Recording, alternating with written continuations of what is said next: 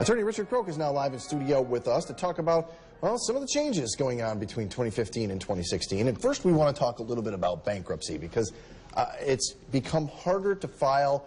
Why is this?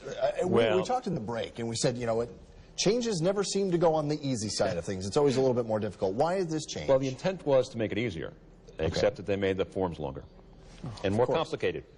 All the forms changed on December 1st, and all the software companies had to put out new software, and half of them just went out of business. So now we got fewer companies, much more complicated forms, much more difficult ability to file. So the average person used to be able to do it on their own sometimes, but not anymore. Now they're making it so you need to find a decent... You need to find a good attorney, and you need somebody right up to date on the forms.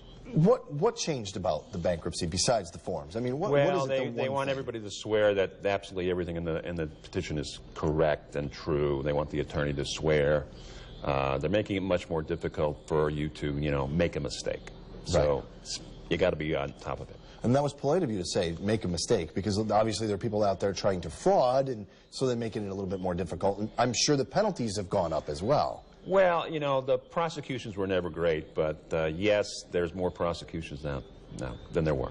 Good, because they're looking to stop scammers. Now, one of the other things that's changed is property taxes. What's going on with that? Well, property taxes are really, in this state, about a third of your monthly payment. And what has been happening is when banks foreclose, they have not been paying the property taxes. So even though people are in these positions where they're trying to modify their mortgage and they're talking to the bank about modifying the mortgage, they have to check and make sure that somebody is paying the property taxes.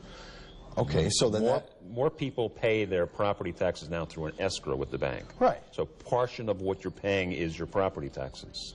If the payments are not being made, or even if some of them are being made, you have to make sure that the escrow account is actually being used to pay the property taxes. Because if it's not, you may get foreclosed by the state or the county while you're trying to modify your mortgage with the bank. And what happens, so the banks aren't paying the property taxes, so then the county and the state are out money. We're out money, and then where do they go? They foreclose against the property, cutting off both the bank and the owner of the property.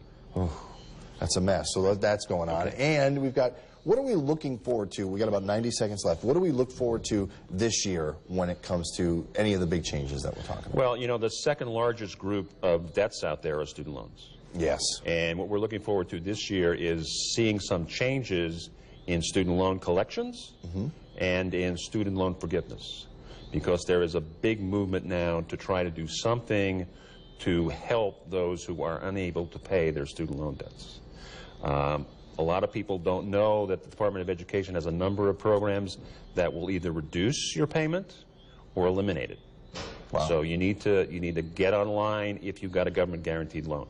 If you have a private loan, you need to speak to maybe an attorney, because there are now actions being filed all over the country to discharge some of those private student loans.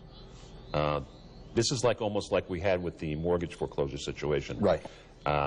This can tear down the economy if everything goes south at once. Right. So the effort is being made to slowly ease the debt burden down. Okay. And it's tough, because when you've got thousands of dollars and no one's hiring, where do you go? That's true. A lot of people are in a situation they could pay some of it back. Yep. But if they don't pay it, it will go into default. And if it goes into default, there's a 25% penalty. Oh, boy. So, good to know, Richard. Good to see you. Thanks for coming in. You. More news after the break. Stay with us.